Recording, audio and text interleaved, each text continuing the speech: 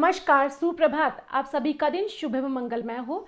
स्वरूप आयुर्वेदिक क्लिनिक के रोजाना के सुविचार के पथ्य अपथ्य की इस श्रृंखला में आज दिनांक 5 मार्च 2021 को हम आपसे बात करेंगे कि गृहिणी रोग, जिसे कि मॉडर्न साइंस में इरिटेबल बाउल सिंड्रोम यानी कि IBS के नाम से भी जानते हैं, उस रोग की कंडीशन में जो है क्या पथ्य होता है और क्या अपथ्य होता है, अर्थात किस चीज़ का सेवन करना चाहिए और किसका सेवन नहीं करना चाहिए, जिससे ये रोग बढ़ने ना पाए और इसकी आसानी से शांति हो जाए, यानी कि ये रोग का शमन हो जाए और रोग ठीक हो जाए। तो आइए जानते हैं आज इस रोग के पथ्य और अपथ्य के बारे में। सबसे पहले हम जानेंगे कि आखिर हमें कैसे मालूम चलेगा कि हमें गृहिणी रोग हुआ है, क्योंकि बहुत टाइम तक तो होता है कि कोई डिज़ीज़ हो जाती है, हमें समझ में ही नहीं आता कि हमें वो कोई डिज़ीज़ हुई है, और जब तक उसकी डायग्नोसिस होती है तब तक वो डिज़ीज़ रोग बहुत अधिक तक बढ़ चुका होता है। तो शुरुआत में ही हम उसे कैसे जानेंगे? सबसे पहले तो जानेंगे कि गृहिणी होती क्या है। एक्चुअल में जो हमारे शरीर के अंदर स्टमक से लेकर रेक्टम के बीच का जो पार्ट होता है इंटेस्टाइन का, वो गृहिणी के अंदर आता है। इस गृहिणी का काम होता है फूड जो हम खाते हैं उसका पाचन करना है। वहाँ पे मौजूद जो एंजाइम्स होते हैं वो उसका पाचन करते हैं, डाइजेस्ट करते हैं उसे, और वहाँ से जो ज़रूरी न्यूट्रिशंस होते हैं उनका एब्जॉर्प्शन होके पूरी बॉडी में पहुँचता है वो।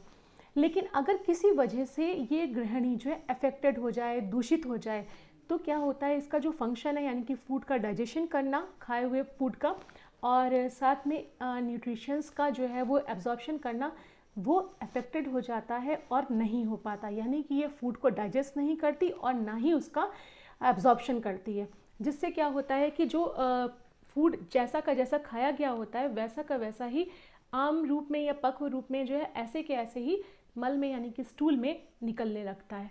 तो अब हम जानेंगे कि, और ये होता इसलिए है क्योंकि जो अग्नि होती है, यानी मेन इसका कारण होता है अग्नि बल का कम हो जाना।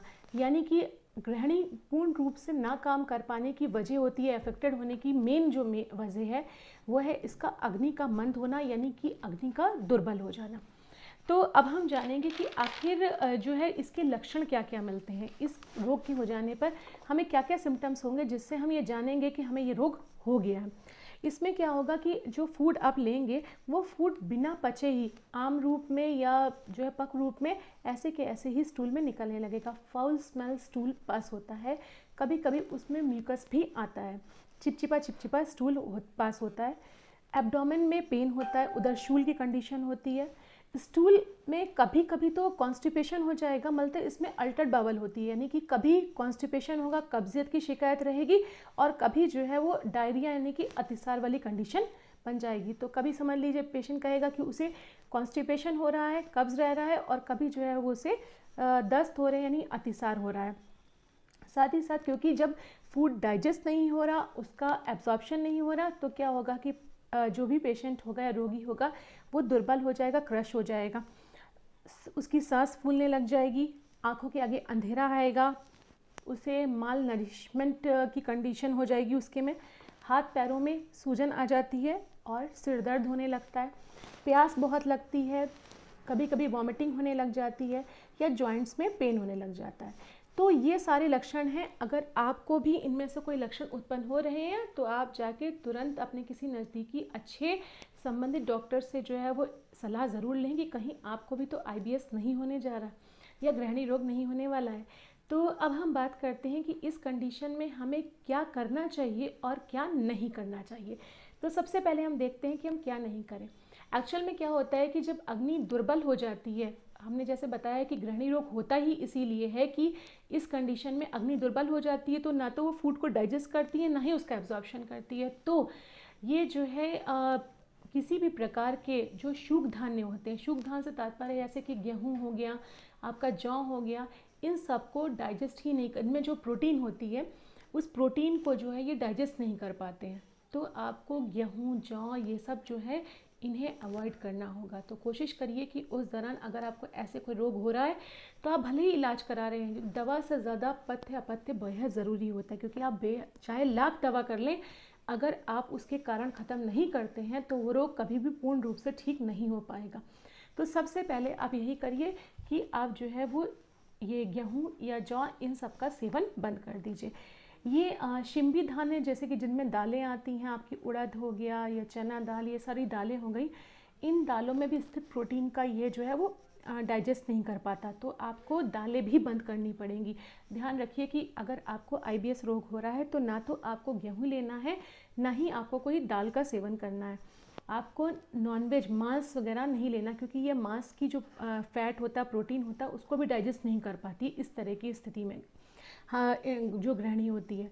तो आपको ये भी अवॉइड करना, आपको अवॉइड करना है गेहूँ, आपको अवॉइड करना है जौ, या आपको दालें अवॉइड करनी है, और साथ साथ आपको नॉनवेज यानी कि मांस का भी अवॉइड करना होगा, ये नहीं लेना है। आपको किसी भी प्रकार का हैवी मील नहीं लेना है, गुरु आहार का सेवन नहीं करना है, क्योंकि आपकी गृहिणी बहुत दुर्बल हो गई है।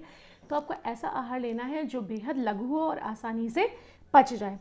और आप किसी भी प्रकार के साग का सेवन ना करें, जैसे पालक है, सरसों है, इसका सेवन बिल्कुल भी नहीं करिए। आपकी गृहिणी इसे डाइजेस्ट नहीं कर पाएगी और आपका रोग जो है बढ़ जाएगा।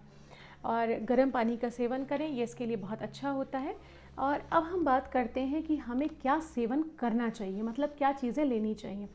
क्योंकि जठराग्नि इस समय, मतलब जो अग्नि होती है दुर्बल हुई होती है और आम फॉर्मेशन हो गया होता है, म्यूकस आ रहा होता है स्टूल के साथ, तो हमें ऐसा फूड लेना होता है, ऐसी चीज़ें लेनी होती हैं जो कि जठराग्नि को बढ़ाए और इस आम का पाचन करे। तो इसमें सबसे बढ़िया, जो मैंने आपको कई बार अपने पिछले कई वीडियोज़ में बताया है, कि अजवाइन, सौंफ और गुड़ का जो पानी होता है वो सबसे अधिक फ़ायदेमंद होता है। वही आपको करना है, 1 कप पानी, उसमें आधा चम्मच अजवाइन, आधा चम्मच सौंफ लेनी है, गुड़ डालना है, उबाल के छान के आपको इसमें पीना है। आप इसे दिन में 2 से 3 बार भी ले सकते हैं, या सुबह खाली पेट लीजिए।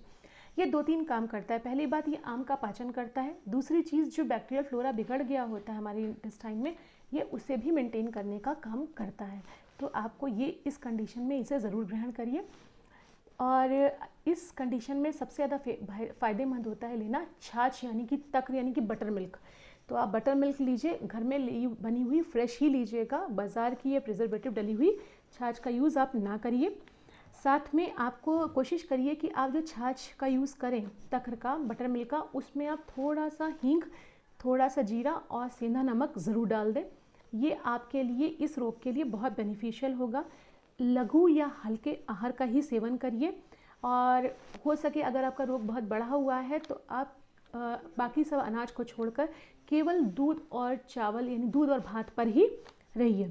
और लेकिन ध्यान रखें कि आपको जो दूध यूज़ करना है वो या तो गोट मिल्क का यूज़ करना है, यानी बकरी का दूध यूज़ करना है, या फिर काऊ मिल्क, यानी गाय का दूध यूज़ करना है। आपको बफेलो मिल्क यूज़ नहीं करना है, वो गुरु होता है और वो आपके रोग को बढ़ा देगा। तो मेरी बात ध्यान से सुनिएगा, अगर आप मिल्क का यूज़ कर रहे हैं तो आपको सिर्फ अजा दुग्ध, यानी कि गोट मिल्क का यूज़ करना है या फिर काऊ मिल्क का यूज़ करना है। आपको बफेलो मिल्क का यूज़ नहीं करना है। और इस कंडीशन में सबसे अच्छा होता है फलों में खाना बेल, और हो सके तो जो बेल के अंदर का गूदा होता है, मज्जा होती है उसकी, उसे लेकर उसमें सोंठ और गुड़ डालकर इसे आप छाछ के साथ सेवन करिए। तो ये आपकी इस रोग की कंडीशन के लिए बेहद अधिक फ़ायदेमंद होगा। तो मैंने आपको यहाँ बताई 3-4 चीज़ें। पहला है अजवाइन सौंफ का पानी, दूसरा चीज़ छाछ, और हो सके तो छाछ में आप सेंधा नमक, जीरा और हींग मिला कर लें। तीसरी चीज़ आपको लेना, अगर ज़्यादा बढ़ा हुआ रोग है तो आप केवल सभी कुछ अनाज वगैरह छोड़कर दूध और भात पे रहें। दूध में आपको यूज़ करना है केवल गोट मिल्क या फिर काऊ मिल्क का, और आपको यूज़ करना है बेल की जो मज्जा होती है अंदर, उसे सोंठ और गुड़ के साथ मिलाकर छाछ के साथ इसे लेना है। तो ये वो चीज़ें हैं कि आप अपने, भले ही कई बार हम इलाज कर रहे होते हैं, लेकिन सारा इलाज करने पे भी फिर भी हमारा रोग जो है पूर्ण रूप से ठीक नहीं होता, क्योंकि हम उसका कारण ख़त्म नहीं करते हैं। तो हमें यहाँ ये करना है कि अगर आपको या आपके किसी भी संबंधित किसी भी व्यक्ति को इस तरह का कोई रोग हो रहा है, तो ये मेरा छोटा सा वीडियो एक आपकी थोड़ी सी हेल्प कर देगा। आप अपने हर इलाज के साथ इस पथ्य अपथ्य को ज़रूर फॉलो करिए। आप देखिए कि कुछ ही समय के अंदर आपका रोग पूर्ण रूप से ठीक हो जाएगा। मैं फिर से कहती हूँ, आप हमारे दिनचर्या के सुविचार की श्रृंखला से हमारे साथ जुड़े रहिए, अपनी दिनचर्या बदलिए और स्वस्थ रहिए। धन्यवाद।